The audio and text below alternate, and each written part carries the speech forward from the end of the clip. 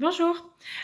Aujourd'hui, je prends la question de Élise qui me dit: «Est-ce qu'on a le droit de changer d'avis avec nos enfants?» C'est une question que j'aime beaucoup parce qu'évidemment, changer d'avis, c'est mettre en question, heu, presque toutes les bases de notre éducation. Lorsque nous, on était enfants ou très jeunes, j'ai l'impression que nos parents, ils avaient beaucoup de difficultés, eux, à changer d'avis, à modifier un nom. Un nom qui était un nom, c'était vraiment, un nom coulé dans le béton. Alors, un jour, j'avais posé la question à ma mère aussi de savoir: «Mais pourquoi est-ce que quand on dit non, c'est toujours non?» Et elle m'expliquait qu'à l'époque, c'est ça qu'on leur disait, c'était qu'il fallait envoyer un message cohérent à l'enfant pour éviter à l'enfant de se mélanger, pour éviter à l'enfant d'être insécure. Alors aujourd'hui, moi, je pourrais dire qu'avec toutes les connaissances que nous avons maintenant avec les neurosciences, que non, on n'est pas obligé de figer nos consignes et nos règles et que oui, bien sûr, avec beaucoup d'énergie, on a le droit de changer d'avis.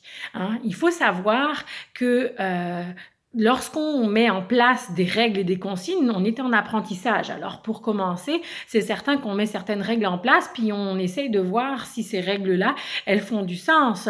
Et pour que ces règles-là soient cohérentes, il faut toujours qu'elles gardent du sens. Parce que si elles ne gardent pas de sens, c'est extrêmement difficile pour nous d'exprimer à nos enfants pourquoi est-ce que ces règles-là sont en place.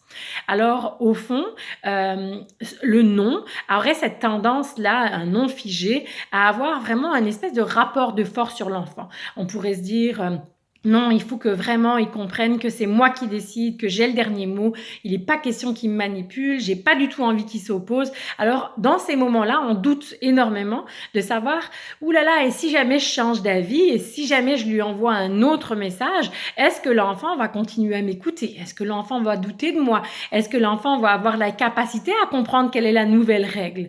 Alors, c'est très important de ne pas douter de soi. Parce que continuer à exercer une règle qui ne fait pas de sens, pour l'enfant, c'est ça qui le met en insécurité. Parce qu'il se rend compte que le parent manque de cohérence, il se rend compte que ça manque de profondeur. Alors qu'au fond, dire à nos enfants, là, écoute, j'ai l'impression que je me suis trompée, j'ai l'impression que c'est pas la bonne règle et maintenant je préférerais qu'on fasse comme ça. Ou bien de dire à l'enfant, ben oui, t'as raison, finalement, pourquoi est-ce que je te dis non? C'est un non auquel j'avais pas vraiment pensé, ou c'est un non parce qu'on avait toujours fait comme ça, mais que finalement, ben pourquoi pas? Je te fais confiance, puis ton argument, il a du sens. Alors, être capable d'avoir cette humilité, reconnaître finalement que oui, on a le droit de dire non à nos enfants certaines fois et de changer d'avis une autre fois, c'est aussi leur offrir la capacité à eux d'être dans une espèce de fluctuation, dans une évolution. Hein, c'est que tout n'est pas définitif, que lorsqu'on prend des décisions, on a le droit de changer d'avis, on a le droit de faire marche arrière, on a le droit de réévaluer, de modifier la réalité qu'on traverse. Donc, au contraire, plus on va avoir cette capacité à reconnaître finalement nos erreurs ou notre fausse route, moins les enfants vont s'opposer, moins les enfants vont être réfractaires parce ils vont savoir et sentir que le parent finalement est un parent qui est conscient, c'est un parent qui prend en considération les besoins de l'enfant, ses propres besoins, qu'il a une analyse globale de la situation. Donc oui, je vous encourage à changer d'avis lorsque vous réalisez que le non est un non non viable, comme je l'appelle, parce que c'est un non qui ne tient plus la route, c'est un non qui n'a pas raison d'être, et en même temps de réévaluer toujours l'éducation de nos enfants en fonction de leur âge, en fonction de leur phase, en fonction de nos humeurs. Alors cette cohérence, elle demeure sur les règles qui demeurent finalement quand même assez stables et solides, mais c'est les nuances qu'on modifie. Il y a aussi ce qu'on appelle les règles qui sont des règles non négociables, comme on pourrait dire le respect d'autrui, l'intimidation qui est proscrite, le danger immédiat qu'on doit prendre en charge, ou d'autres règles qui sont des incontournables à la maison, et aussi des règles qui sont amenées à changer en fonction de notre état de fatigue de la journée, en fonction de l'argument qui est nommé par par l'enfant, pour des enfants un peu plus grands, ou tout simplement cet enfant qui grandit, à qui on peut offrir plus de confiance, plus d'espace.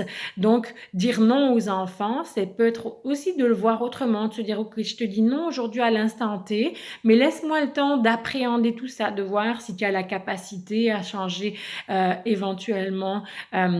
L'évolution, à t'améliorer, à voir si moi je suis confortable avec ça et on réévaluera demain. Donc on pourrait se dire que le non est un non qui est de transition, qui est un non temporaire parce que ce non est amené à être changé, modifié et le nommer à nos enfants, c'est très bon pour la santé. En lui disant par exemple, ben aujourd'hui, j'ai pas l'énergie d'aller ramasser des miettes sur le divan, on va manger la collation à table parce que j'ai pas d'énergie, j'ai pas envie de ramasser des dégâts. Mais demain, on pourra réévaluer éventuellement, à savoir si j'ai plus d'énergie ou peut-être que tu pourrais m'aider à ramasser les miettes que tu auras laissées sur le divan.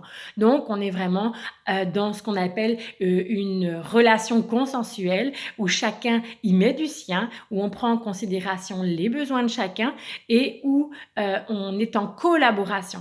C'est vraiment une énergie qui circule. On donne et on reçoit et l'autre donne et on reçoit.